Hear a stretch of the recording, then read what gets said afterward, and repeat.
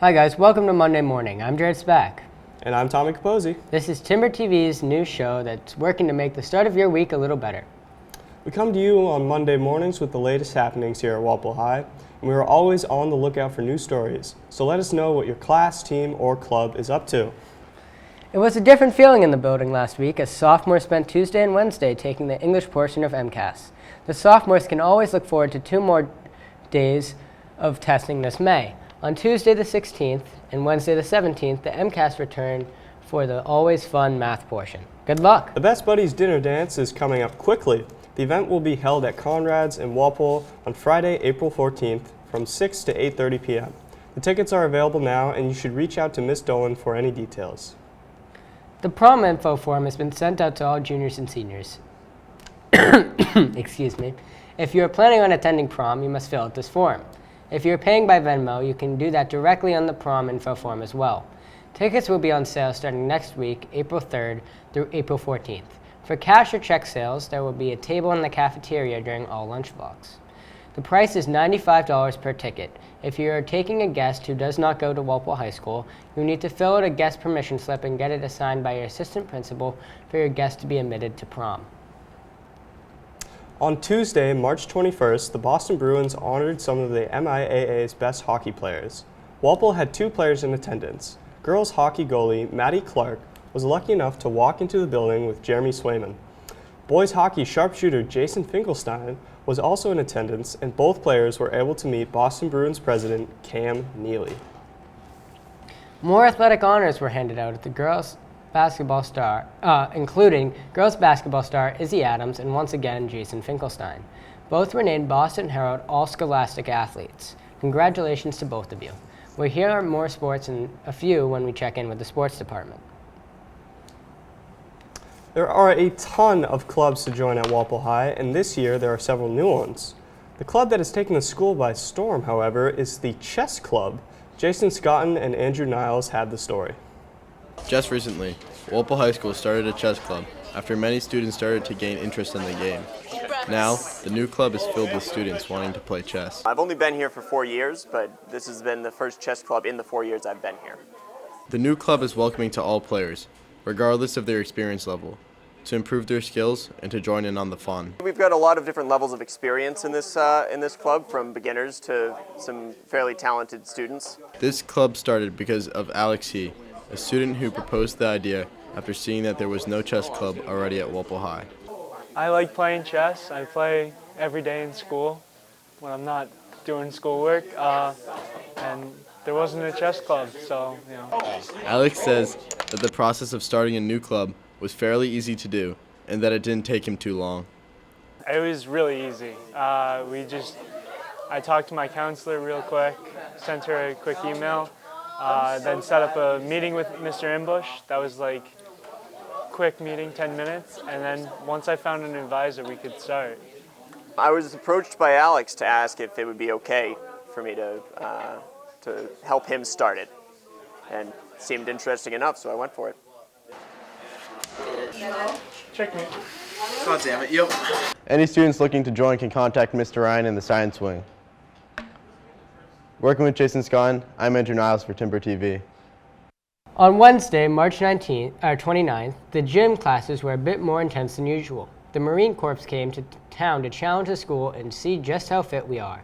Our own Tom Capozzi and Kieran Stover went to see what was going on. This past Wednesday, March 29th, the Marines showed up to our gym classes here to give us a taste of their own medicine. Let's investigate, shall we? Yeah, so the director actually contacted me. So they reach out to a bunch of different schools and see if you want to participate. And basically they're trying to find out who the fittest school in the Boston area is. So the USMC Sports Leadership Academy is nationwide. I joined the Marine Corps I wanted some life experience, some leadership experience, some challenge in life, and I thought the benefits could help me afterwards. My biggest role is to help get you to where you want to go. If the Marine Corps can get you there, and in a lot of cases it can, I'm here to give that information, but also just give life and mentorship advice. I'm not against college. I'm not against whatever trade schools or plans. I'm just here to inform on the opportunities that the Marine Corps has. That way you can make an educated decision about your future. Oh, just any Marine to me is always motivation. You know, just seeing a Marine, they're always just impressive, just the way that they carry themselves. I have a tremendous respect for the branch of Marines. So just having them here, high level of physical fitness, they always maintain it. It's part of being a Marine. So just to be around that is a good, again, motivation, and it's just inspirational for myself and especially for students just to see and just to get exposed to that is good for phys ed classes. Wednesday afternoons at Walpole High are a chance for students to catch up on work or get some extra help from teachers. Here's TV1 reporters Alexandra De La Valle and Marissa Langone with the story.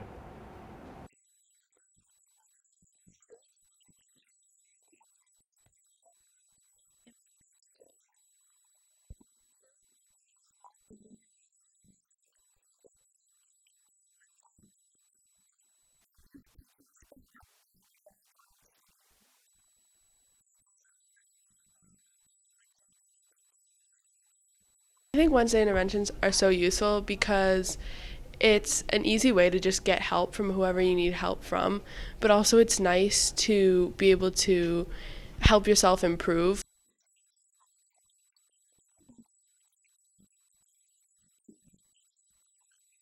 It gives me time to make up assessments and catch up. If I was absent, I can catch up on tests and quizzes that I missed.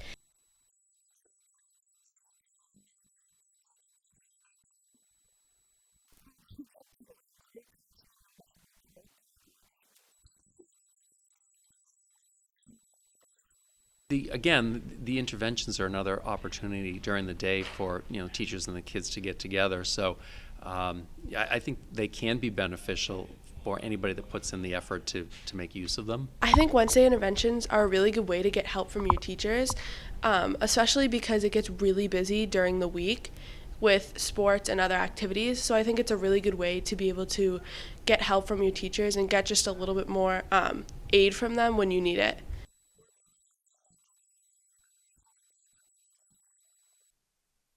For our talkback segment with Will and Tom. Yeah, so basically, we just had a great story about interventions, and it looks like you guys have a special guest to talk more about it. We do. We got Mr. Bush here today to give us a nice little background on intervention. We got a couple questions. I'm going to start off. How have Wednesday interventions worked this year? Have they been more used, less than last year? Wednesday interventions themselves, I think, have been used pretty well. It seems like they are meeting our expectations of where we wanted them to be.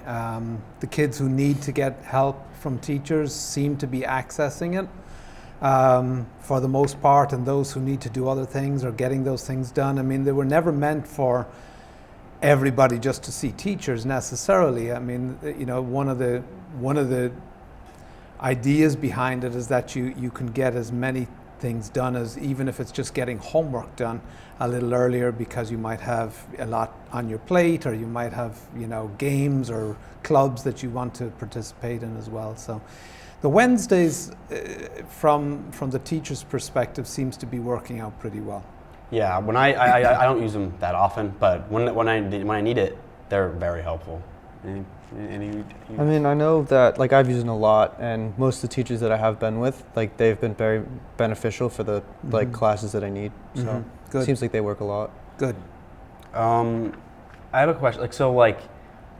You say people use them a lot, but say hypothetically, people slowly weren't using them as much. Would you just get rid of them, or would you just kind of keep it because it's been here for a while? Well, it's pretty new, so I hate to get rid of something when it's maybe still developing. Okay, so interventions in general, the ones we have during the day and the ones on a Wednesday, it's a relatively new concept for us over the last couple of years. I mean, could they be utilized more? Absolutely. Especially the interventions that people have access to during their study hall. You know, when I look at failing grades, kids with failing grades, I say, well, have these kids been to interventions? And if not, then we have a problem. So that's some of the data we need to be looking at is, are the kids who are not doing as well as they should be, you know, is there something more we can do to try and get them in front of a teacher to get help? Kind of going off Tom's question, like, do you see interventions continuing in the next year and following years after? And do you see any changes that could happen, like longer days that you can have more time with teachers, or maybe shorter classes? I don't know that we'll be able to do shorter classes or more of what we're doing on a Wednesday, because we do have an obligation to the state to have a certain amount of time on learning. That is time in the classroom with your teacher. And we're close to that number right now. It's 990 hours in a year that you have to have. So every year I got to add up how many hours you're in classes, and that doesn't count passing time, or that doesn't count intervention time or whatever. So we have to be careful about that, and we have to stay above the 990. But I do think that if we do anything with them, it'll be maybe to see if we can ensure that kids who need the interventions, who may not be independently accessing them, are accessing them in another way, you know, so because failure is not an option, right? And you know, there is no reason at all that anyone should be failing a class. You know, we have more help in the school than I think any time in the past in this high school for you to do well and get the help that you need, even if you are behind in a particular class. So the idea we have to look at now is, how do we ensure that kids who are not independently accessing interventions are getting in front of teachers? Like, how did interventions come up? I know it kind of like got integrated during COVID, but did you have an idea of it before COVID happened, or was it kind of like another study session when COVID happened? Yeah, I mean, it was really before COVID that the idea was there, and you know, I think over COVID we sort of came to the idea of actually inserting them into the school day and having teachers available. Prior to that, teachers were available in their own rooms, but it didn't always match what, you know, kids didn't know where they were or whatever. So now with the schedule that we have and all the teachers in one central location down the media center, it's at least a little more accessible, you know, for students to gain access to those teachers. But I do think we have some work to do to, like I said, to try and ensure that it's happening a little bit more. Yeah, I think that's all the time we got. I'm going to thank you for coming so much. I'm going to send it back to these guys. All right, well, thank you very much, and thank you to Mr. Imbush. The spring sports season is officially underway. Yeah, and it's time to send it over to the sports department to see what is going on. Boys lacrosse had their home opener this past Friday against Westwood, and now are preparing to play a tough Needham team on Tuesday the 11th. The boys are looking to have another great year ahead of them with a tough schedule, and they are hoping to prove how good of a team they can be. Next, girls lacrosse kicks off their season away against Natick today at 4. They're looking to have another great season ahead of them. The baseball team is preparing to play Natick tomorrow away at 4 p.m., and then Thursday against a solid St. John's Prep team, which is also away at 4. These two games will say a lot for the rest of the season. The softball team is heading over to Abington today for their first game, which starts at 4, followed by a game tomorrow in Natick, also at 4. The tennis team has their home opener tomorrow facing Natick at 3:45, and the girls have another meet Friday against Weymouth. The track team starts their spring season with a home opener on Wednesday against Weymouth at 4. The unified track team is looking to start their season soon. Practices have begun, and they are preparing to participate in their matches, which are on Wednesdays and Thursdays, starting on April 12th. That's it for sports. Back to Jared. That's all for this week's episode. We need to hear from you about things that your group, club, or team do at school. Listen, guys, if we don't get stories, we can't get graded. So please help us out and send us some ideas.